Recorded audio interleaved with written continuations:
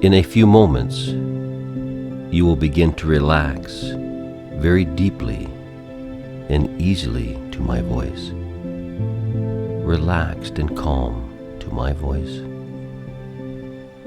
But first, I would like you to take a deep breath and hold it for a few moments,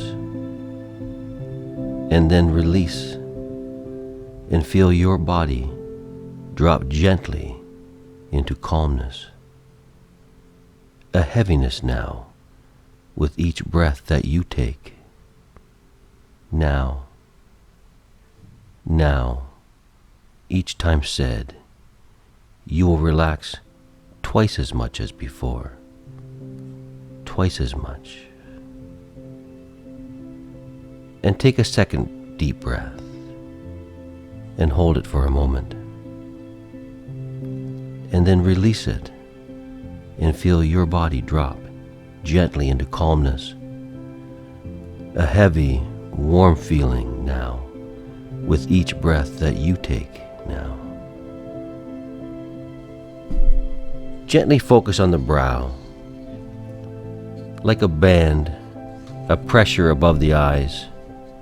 Feel it now, like a gentle pressure across the forehead, and now heading down towards the eyes, the nose, and the cheeks. A heavy, numb, and relaxed feeling. Into the teeth now. A heavy numbness now in the teeth. Let it all go. All the movement ends now in stillness. Feel it. Stillness leading to freedom. Freedom. How little we give ourselves freedom each day. Today, think for a moment and give yourself freedom willingly for just a few moments to relax and remember stillness before we began to move so easily, so much. Openness. Remember openness, like a gentle window on a sunny day. Now feel the wind and feel the warmth and gentleness. And now this numb, heavy feeling moves to the neck and the shoulders and into the arms and elbows and into the lower arms. A heavy feeling, warm, like the warmth of your blanket. And feel the warmth now move into the wrists and into the fingers, each one separate now, each one separate and numb.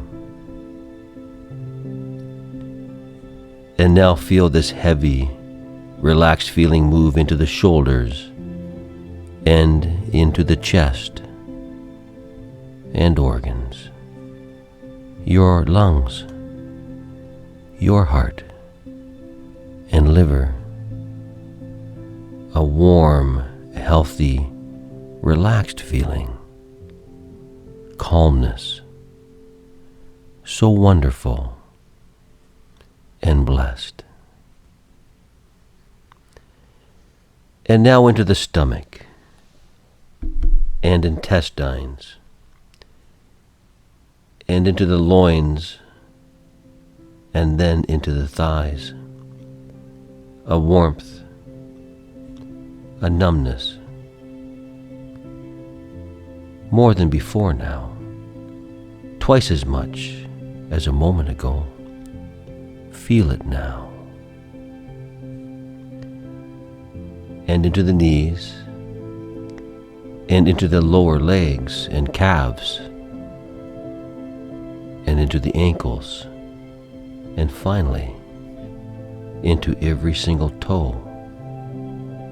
Each toe, each one single now, each one totally relaxed and calm.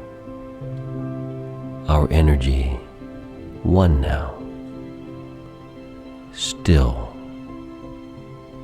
ready,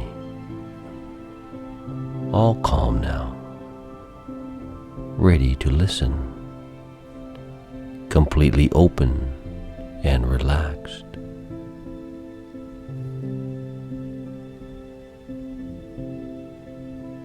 Now, in a few moments, I will ask you to imagine a blackboard, and on this blackboard you will write a number. And as you wipe off that number, you will relax twice as much as before. Twice as much as before, now. So imagine your blackboard and write the number 10 and wipe it off and relax. 9 and wipe it off.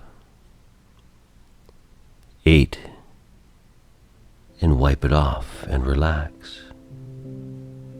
7 and wipe it off. 6 and wipe it off. 5 and clean it off and relax still deeper.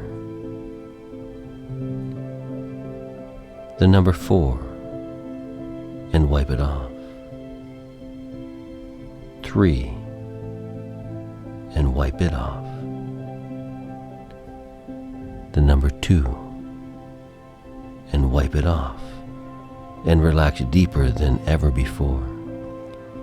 Twice as much as a moment ago. Twice as deep. And 1 and wipe it off and relax. Now comfortable. Now open and relaxed and ready to listen.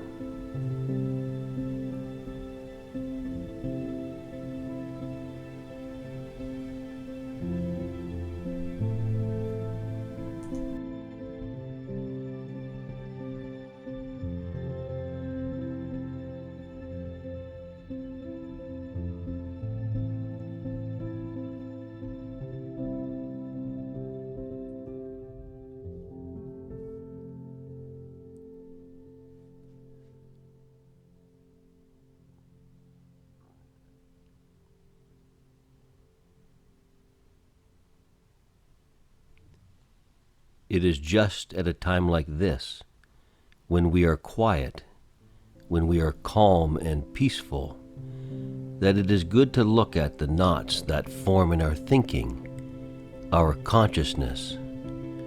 Conscious love, for all we do begins with loving something, and we are conscious. Conscious love.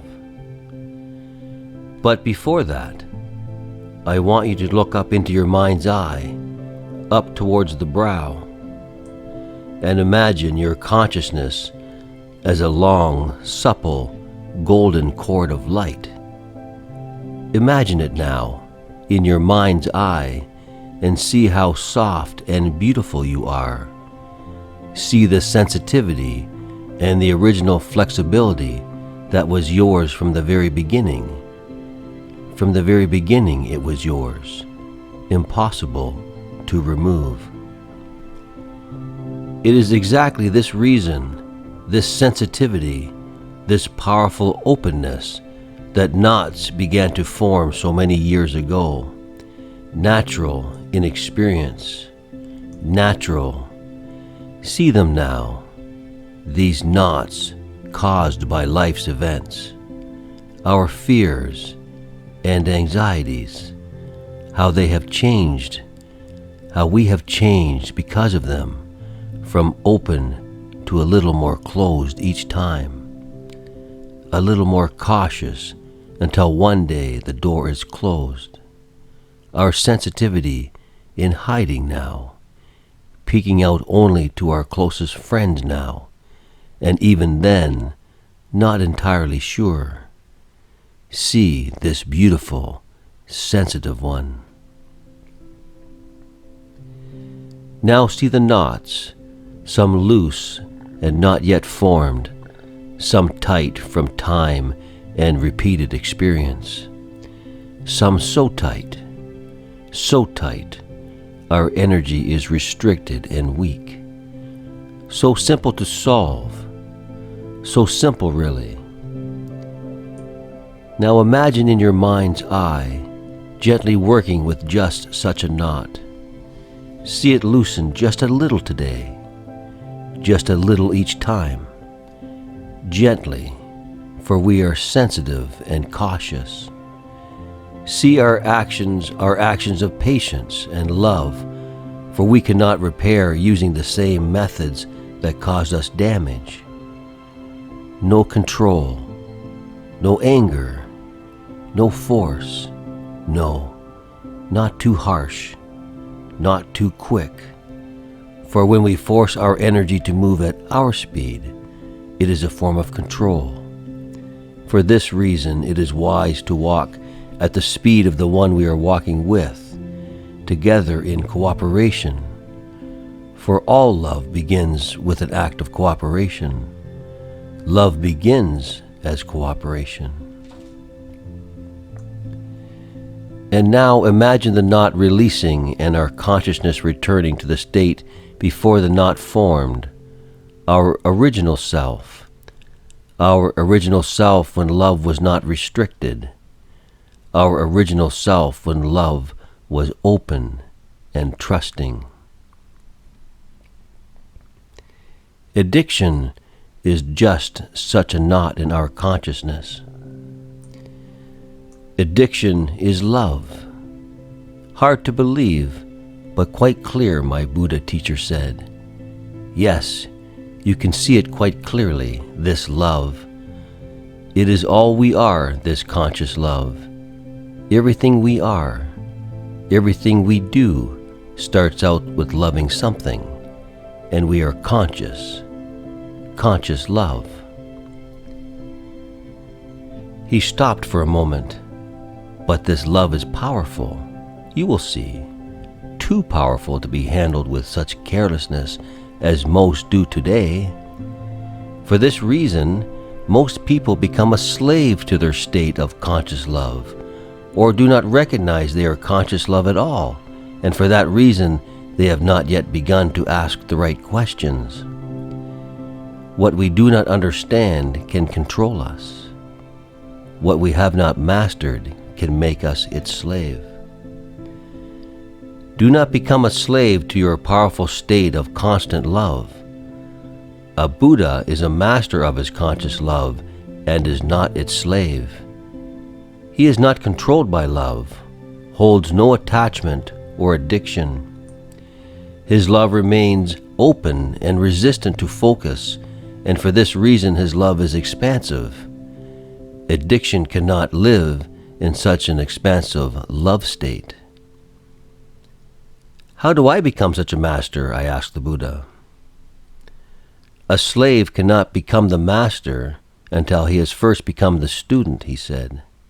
Study how you are conscious love and how it controls you as its master, and one day you will master it. Learn, you will see.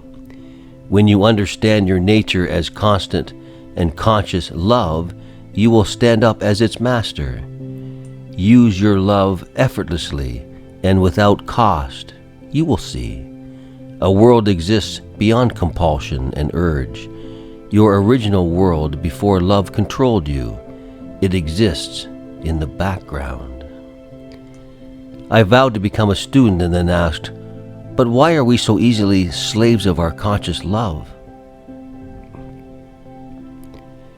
For this you must first see yourself as you truly are, the Buddha said.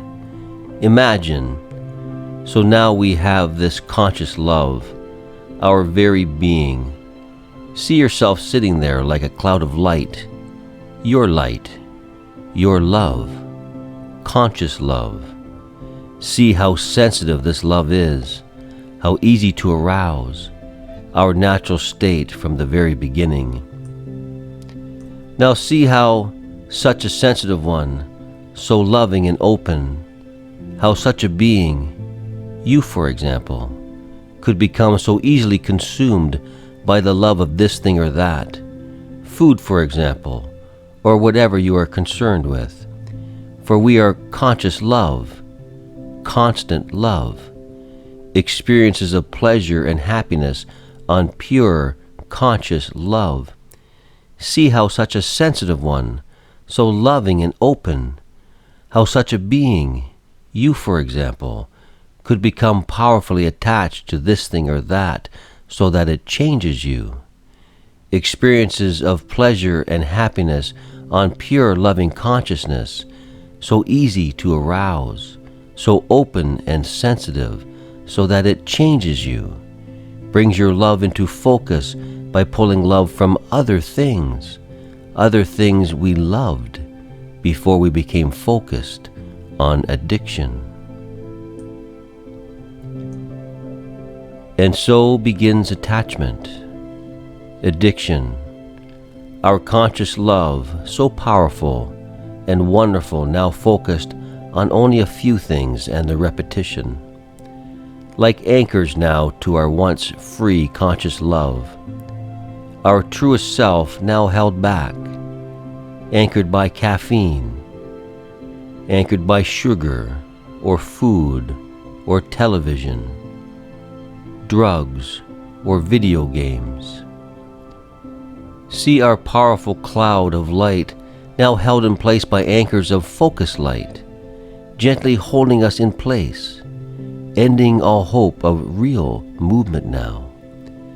Just floating, our life held in place by addictions now, addictions and attachments, ending all hope of real movement now, our vibration held down below healthy thinking now, held in place by a love now tuned downward to become an urge, a movement below thought, opposing thought, only wanting now, only discontentment followed by temporary reprieve.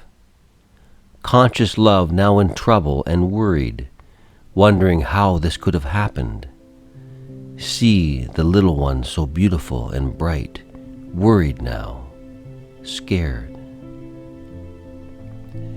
I must have looked worried because the Buddha leaned in with a smile. Do not worry, my son. Easy to fix. So very easy to fix. Everything is in the Buddha state. Imagine a being made powerful by thousands of years of experience. Our body now, tuned to survive by countless years of experience, tuned perfectly to survive in the woods and fields and grasslands, to feed on nuts and berries and what we could find in the fields and streams. Such a powerful force to eat, so perfectly tuned to sticks and stones and berries and leaves, tuned for millions of years perfectly to our planet and produce, tuned to the smallest of advantage to survive. And now imagine such a being made powerful by millions of years of experience, finding itself, you for example, with a new thing, a natural thing, like ice cream for example, or granulated sugar, or some other amazing thing not found naturally in a field of grass. Senses tuned to sticks and stones and berries and leaves. Senses tuned to the little things, connected to sensitive, open, conscious love. So easy to arouse. Now imagine such a collision of taste and love, something nature had not planned for, now controlling our thoughts. Love has stretched beyond thinking now, beyond the reach of words and concepts now. Only desire, only the need for control to clear the path for future consumption. The answer is to live simple now, respecting our natural senses and the natural, powerful love that makes up our consciousness. Eat natural foods, for unnatural foods create excessive desire and attachment. We are not naturally tuned for such sensory overload, and to partake does not bring contentment, but rather increases our hunger for such things. Foods, drugs, so many things too powerful for our sensitivity.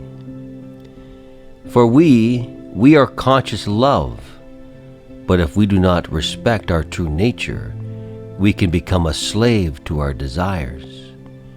We are conscious love, but we can become a slave to our constant love by making poor choices that bind us into repetition. A Buddha is one who has released himself from the slave state, has removed the anchors, and is now freely floating as a master of his loving consciousness.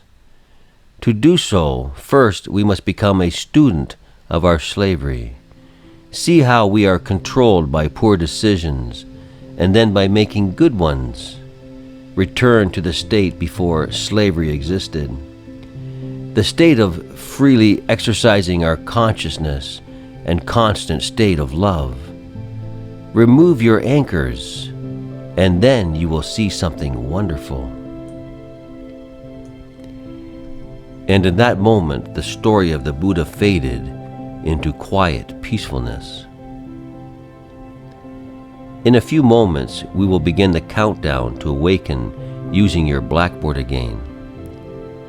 Take a deep breath and relax and feel the love surrounding you, like flecks of living light all around you, flowing into your lungs, into your veins, and into every cell of your body. Healing love, instructive love, the helper and teacher. Now imagine your blackboard and write the number 5 and wipe it off and feel the energy flow back into you. 4 and wipe it off and awaken. 3 and wipe it off and awaken even more. 2 and wipe it off and awaken. And finally 1 and wipe it off, now fully awake and ready for a new day.